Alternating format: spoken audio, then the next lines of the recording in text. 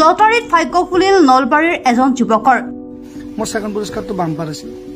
দুবাৰ কাটিছিল লটাৰী, দুয়োবাৰে ফুলিছে কপাল। আৰু ইয়াতে বৰজাৰ গাঁৱতে মই এবাৰ কাটিছিলো, মই তাতো সেকেন্ড পুৰস্কাৰটো পাইছিলো এটা হাঁহ। গাঁৱৰ লটাৰীত হাঁহ পোৱা যুৱকজনে নগাঁৱৰ লটাৰীত পালে ডাম্পাৰ। আৰু ইয়াতে বৰজাৰ গাঁৱতে মই এবাৰ কাটিছিলো, মই তাতো সেকেন্ড পুৰস্কাৰটো পাইছিলো এটা হাঁহ পাইছিলো, একেবাৰে কম দামী খেল এখন আছিল। নলবাৰীৰ দীপ্তাৰ এইগৰাকী যুৱক নাম ৰেজাউল আহমেদ। 100 টকাৰ উপহাৰ কুপন নলবাৰীৰ যুৱকে লাভ কৰিলে ডাম্পাৰ। অনলাইন যোগে কুপন ক্ৰয় কৰিলে 45 লাখ টকীয়া ডাম্পাৰ।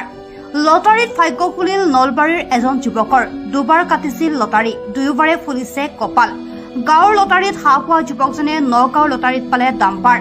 নলবাৰীৰ দীপ্তাৰ এইগৰাকী যুৱক নাম ৰেজাউল আহমেদ। যুৱকজন নলবাৰী জিলা বিজেপিৰ মধুপুৰ মণ্ডলৰ যুৱ মৰ্চাৰ সম্পাদক।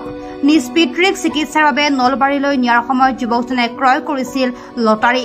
কালি নগাঁৱৰ কচুৱা ছিনিয়ৰ ছেকেণ্ডাৰী স্কুল নিৰ্মাণৰ সাহায্যাৰ্থে অনুষ্ঠিত উপহাৰ কুপন খেলত যুৱকজনে লাভ কৰিলে দ্বিতীয় পুৰস্কাৰ ডাম্পাৰ। এই খবৰ লাভ কৰি আনন্দত আত্মহাৰা যুৱকজন। মোহাম্মদ ৰেজাউল আহমেদ।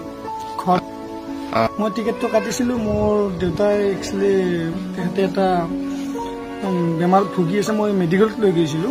যোৱা অৱস্থাত তাত মই বাহিৰত যেতিয়া চাহ খাব আহিছিলো, চাহ খাব আহি থকা অৱস্থাত তাৰে টাউনতে মোক ল'ৰা এজনে ক'লে যে তাতে টিকেট ল'ব নেকি। তাৰপিছত মই তেওঁক প্ৰশ্ন কৰিছিলো যে টিকেট ল'লে কি হ'ব, নাপামেই, ইমান দামী বস্তু আছে ইয়াত। তেতিয়া কৈছিল আপুনি লওকচোন, ভাগ্যত কিজান থাকিব পাৰে। সেই বুলি মই টিকেট এটা লৈছিলো। আৰু আজি সঁচাকৈ মই নিজে বহুত সুখী যে মই আজি সেকেন্ড পুৰস্কাৰটো পোৱাৰ কাৰণে মই সক্ষম হৈছো। কি আছিলে? মোৰ সেকেন্ড পুৰস্কাৰটো বাম্পাৰ আছিল।